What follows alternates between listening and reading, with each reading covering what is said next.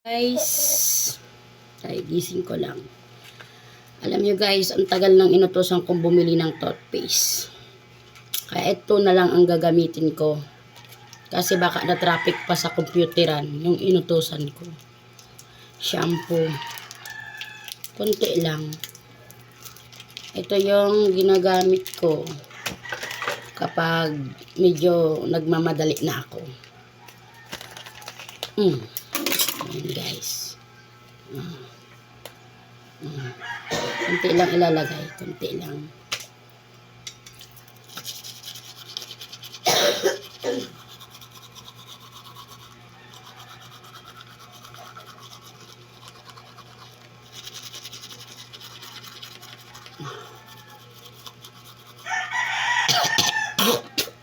Wag nyo lang lulunukin.